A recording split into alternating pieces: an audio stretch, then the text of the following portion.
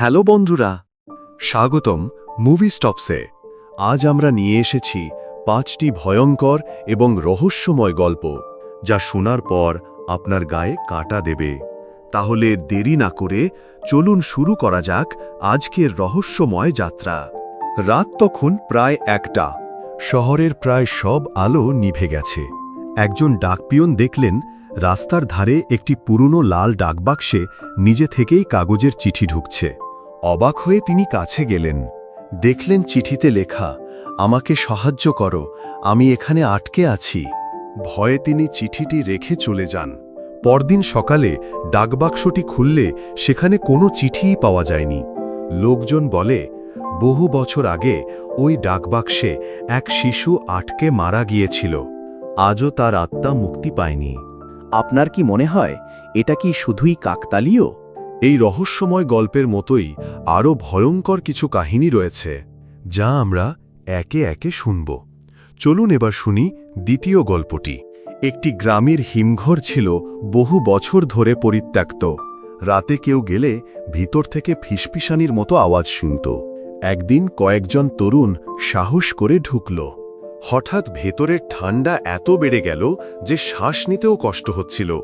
একজন পেছনে ফিরে দেখল ফ্রিজের কাছে অদ্ভুত হাতের ছাপ ভেসে উঠছে। তারা আতঙ্কে দৌড়ে বেরিয়ে আসে। লোককথায় শোনা যায় এক কর্মচারী হিমঘরের ভেতর আটকা পড়ে মারা গিয়েছিল। তখন থেকে নাকি তার আত্মা সেখানে ঘুরে বেড়ায়। অবিশ্বাস্য, তাই না? চলুন এবার শোনা যাক তৃতীয় গল্পটি, অদৃশ্য যাত্রী। এক রাতের অটোরিকশা চালক দেখলেন রাস্তায় এক মহিলা দাঁড়িয়ে হাত দেখাচ্ছে। চালক তাকে তুললেন।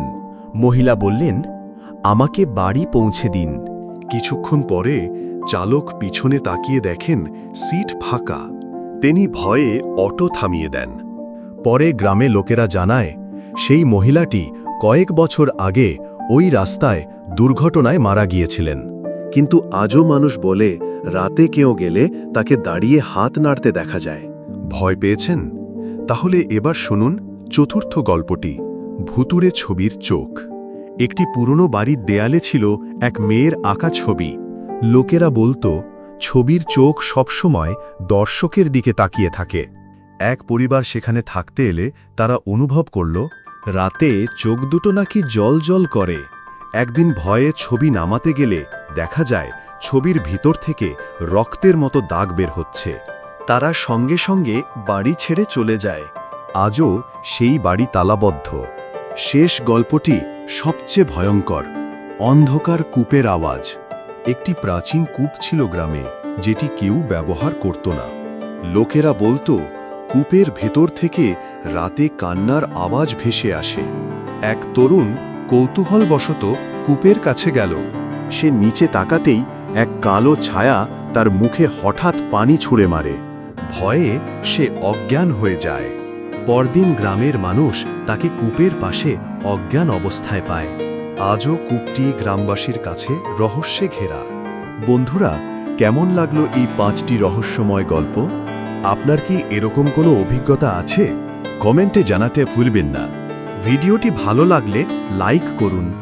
আরও এমন গল্প পেতে আমাদের চ্যানেল সাবস্ক্রাইব করুন। পরের ভিডিওতে আবার দেখা হবে নতুন রহস্য নিয়ে। ধন্যবাদ।